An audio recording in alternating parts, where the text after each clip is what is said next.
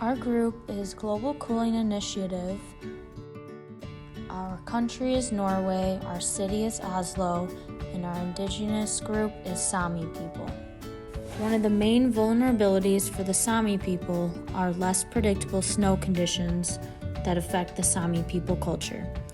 Reindeer culture is a part of everyday life for the Sami people, and reindeer rely on the Arctic conditions to thrive. More difficult for reindeer to dig for lichen to eat. The changing climate is affecting the herding culture as well. The herders are forced to change livelihood models and adopt new technologies such as supplementary feeding, and it causes a dependence on subsidies. Government and market economy has forced Sami people to change their reindeer herding model due to the increased use for tourism. Industrialization has influenced Sami people to abandon their culture. For farmers and natives, they are most vulnerable to increased rainfall and drought in Norway. And it affects food production. Farmers are asking for deferment of payments and funding from a credit bank to survive drought consequences. Farmers also are facing the worst crop season since the 1960s.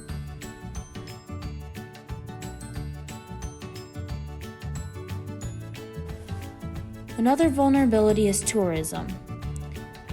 Norwegian Sondre Norheim is the inventor of the world's first relatively stable ski binding and is often credited as the pioneer of modern skiing.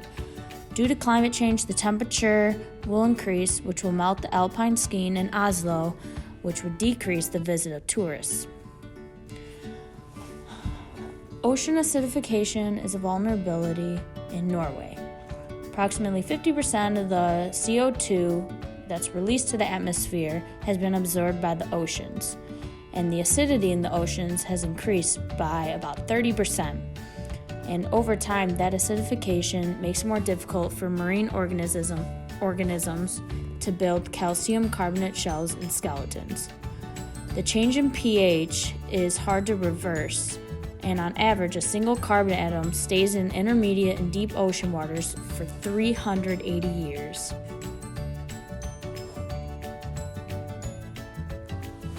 An opportunity for Norway is increased agricultural production. In Norway, the rising high temperatures has caused spring to come earlier and spring and fall to last longer. And this has had a positive impact on Norway for their harvest season. The unusually warm weather in the fall has caused for a very rich grain harvest, and fruits and vegetables have stayed fresh longer.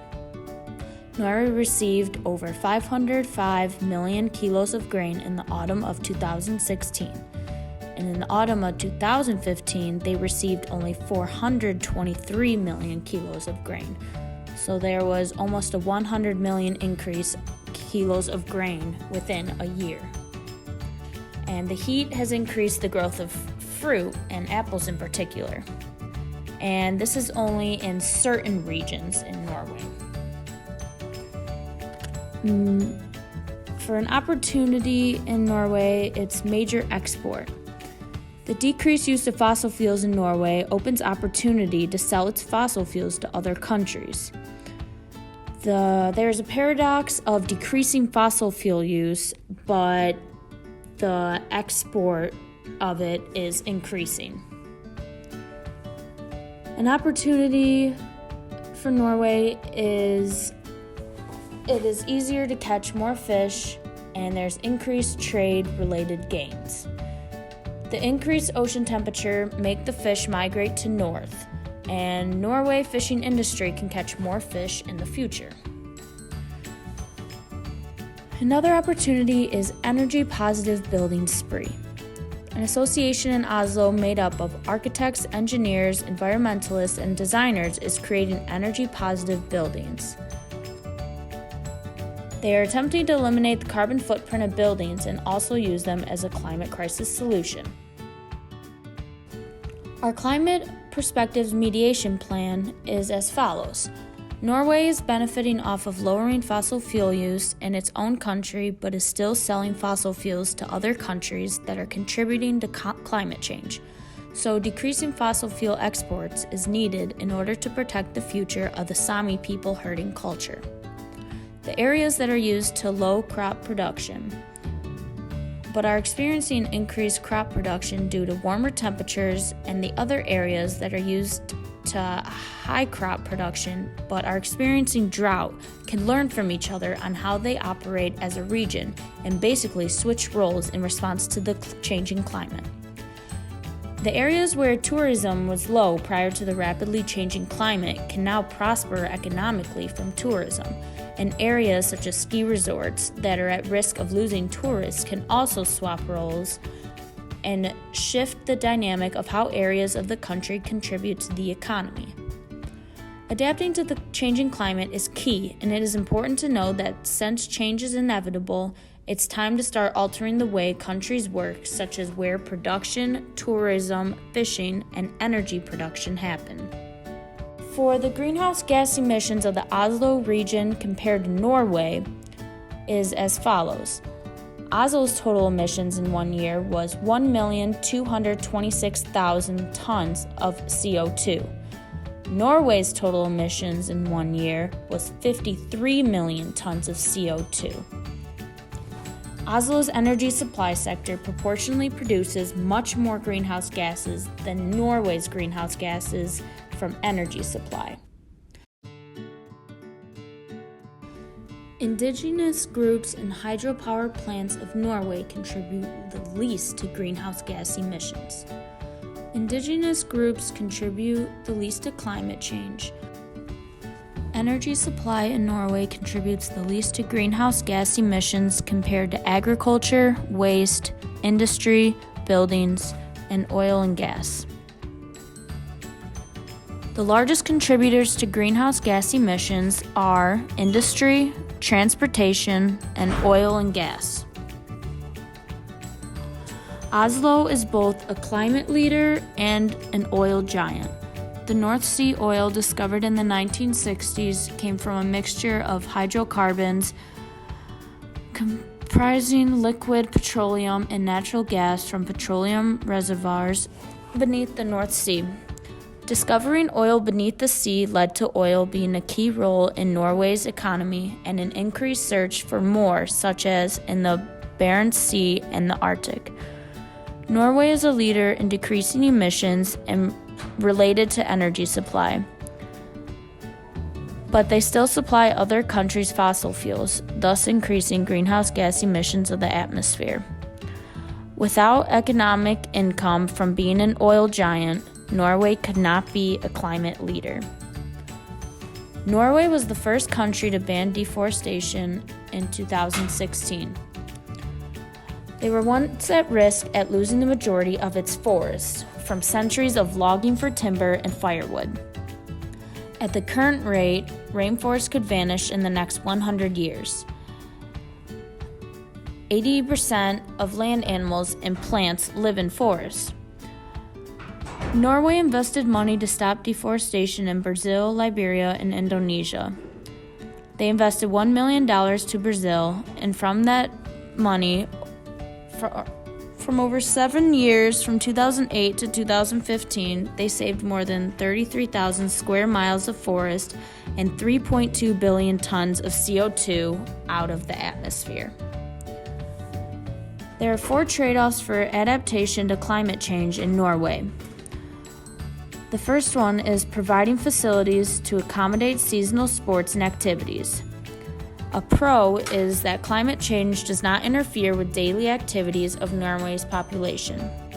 But a con is that additional buildings take up more land and space for Norway people to live and work. A second trade-off is implementing standards regulating building flood zones. A pro is that it creates a safer work and household environment. A con is that authorities must provide consistent guidelines on how different sectors should address these changes. A third trade-off is electric cars. A pro is that they are more environmentally friendly than regular cars and they do not release as much greenhouse gas buildup into the atmosphere. A con is that toxic elements in the batteries can spew toxic fumes. Fourth trade-off is that risk assessments and taking preventative measures in buildings for landslides and avalanches. A pro is that it protects the community from natural disasters.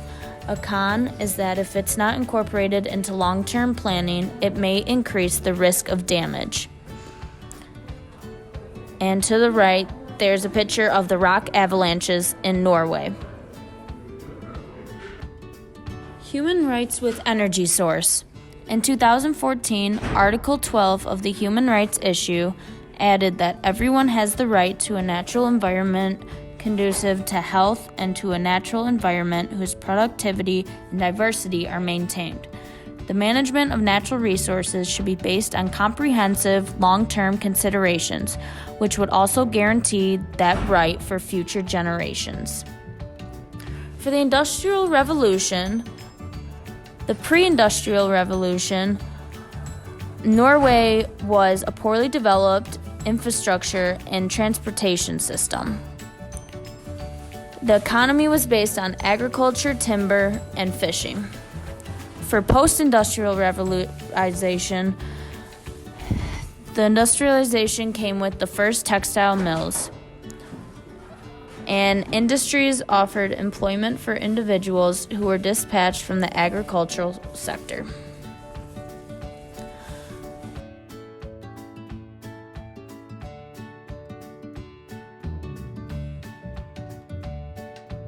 Climate change impact on human rights. Women will suffer in greater terms from the impacts of these issues because of cultural norms and the uneven distribution of roles, resources, and power, especially in developing countries. There are much higher portions of people that could be pushed into poverty in the near future. The younger generation is a major group who could be impacted by the government's dangerous actions on climate crisis. This impacts their future the most and the health of the world that they are going to live in. Young people are looking for the government to be held accountable for the poor climate policies that there are currently involving human rights law. Sami people will have to migrate to new areas where they pursue the resources that are needed due to the loss of resources in their own areas. People with disabilities are pushed into large disadvantages and don't have the same access to needed resources, which climate change will only make more difficult for them. The Norway government and United Nations have made great accomplishments in including the say and needs into consideration of all these groups, but there's still much action needed to ensure the future safety of these people involving climate change. For the legal framework to manage carbon emissions is as follows. The government should place control to restrict carbon and other greenhouse gas emissions. They should set gas emissions target, set a series of emissions budget, more tax on fossil fuel, set policies to encourage company invest clean energy, establish new climate change emission laws and policies, money punishment for the over-emission companies and factories, set up a foundation for indigenous groups which are affected by climate change. Everyone should have the right to supervise the companies and factories which produce greenhouse gases. And if the companies and the factories overproduce the greenhouse gases, they can be prosecuted by anyone. People who prosecute them can get part of the money punishment, and the rest will give to the foundation for helping indigenous groups. Norway is an Annex I country. Norway agreed for achievement of emission reductions by moving from its initial pledge of 30% reduction by 2020 to 40% reduction by 2020. An important feature of the Norwegian climate change policy is the flexible and cost-effective Kyoto Protocol-based approach. Norway emphasizes the importance of pursuing various approaches, including opportunities to use markets to achieve emissions goals.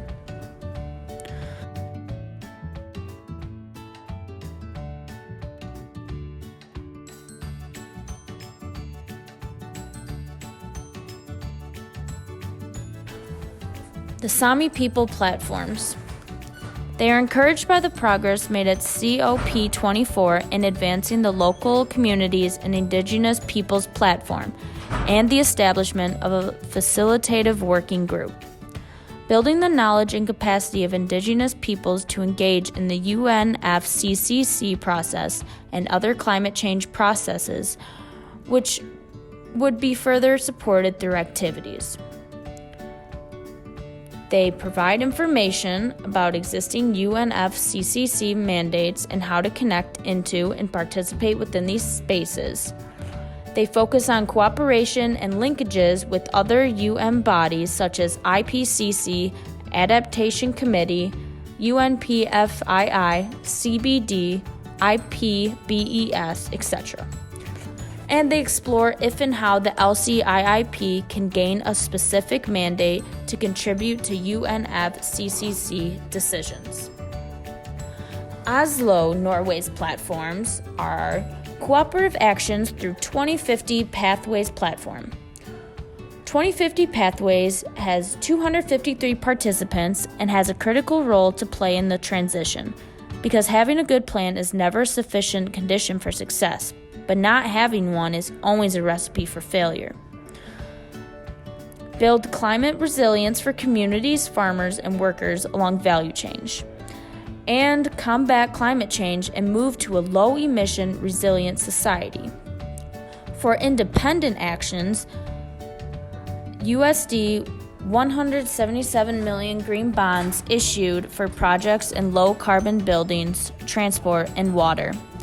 Oslo Municipality has committed to reduce its community emissions by 100% by 2050 compared to 1991 levels. And they supply 100% of citywide energy consumptions from renewable sources by 2020.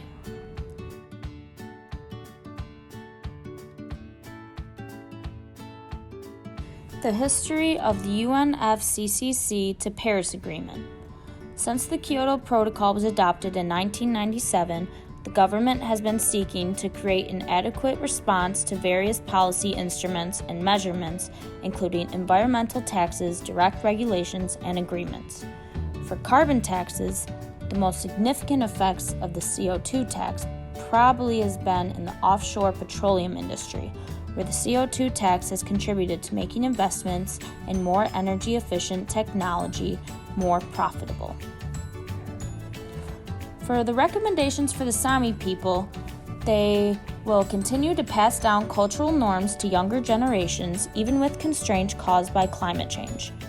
Use your voice to make the public aware of how Sami people are at the front lines of climate change, and this can be done by using media sources.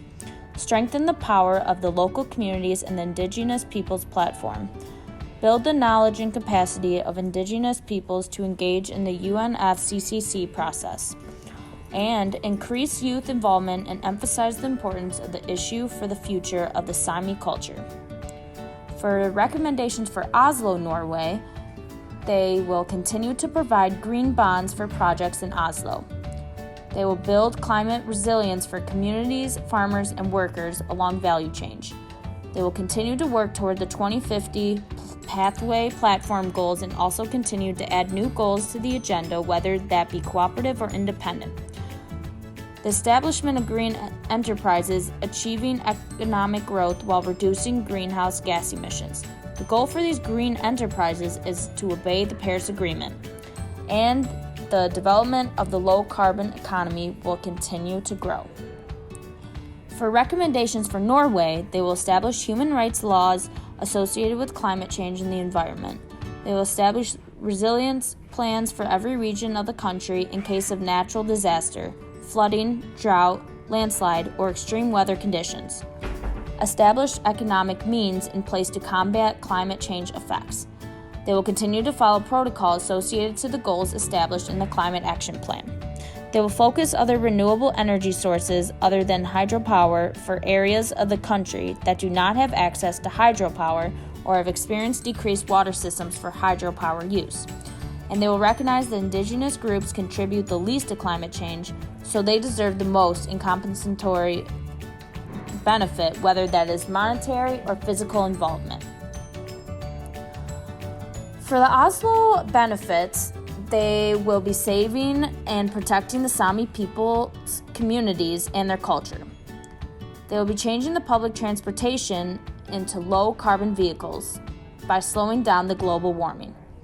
They will reduce greenhouse gas emission and relieve Sami people who are affected by climate change.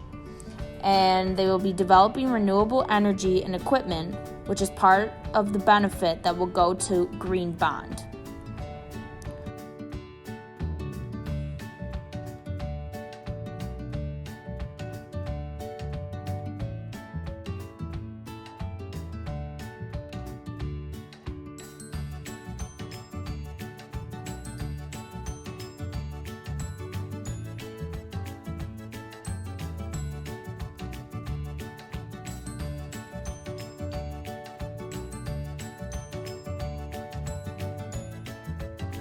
For recommendations achieving justice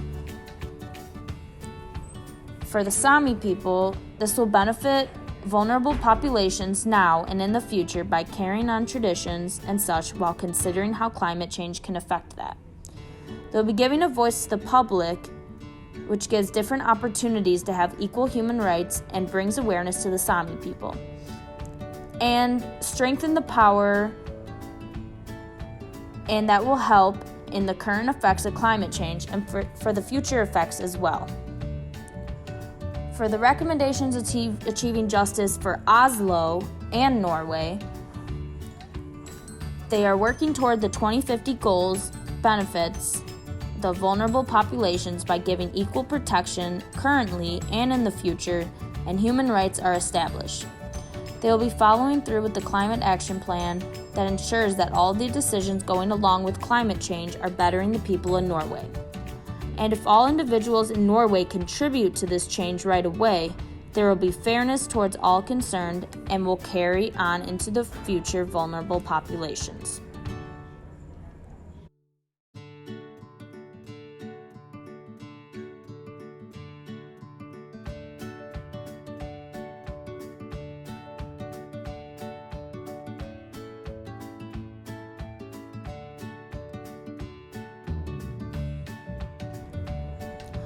For the public relations media plan, each client must have a set resilience protocol in response to natural disasters caused by climate change set by and supplied by national governments. The resilience protocol should be available to the Sami people in every city of Norway. This resilience protocol should include what to do in response to landslides, drought, flooding, and extreme weather conditions. The resilience protocol should also include organizations or programs that support indigenous groups, farmers, community members, and government officials economically in times of natural disaster. Sami people deserve the right to the information that shows the companies who are at most blame for climate change in the country, such as the largest contributors to greenhouse gas emissions. If the Sami people have simplified and have understandable data to show what industries are most affecting their ways of life, then they are able to stand trial against, lobby against, push for policy reform in the corporation, or just have the chance to personally email the company to let them know that their actions are directly impacting families of the Sami people. Sami people should produce information such as documentaries, websites, social media platforms, or modern technology that shows directly how the Sami people are affected by climate change, such as how reindeer herding has changed over the years due to the climate changing. If the public is able to witness how impacted the Sami are, then the public can obtain the motivation to support the culture in political and governmental aspects.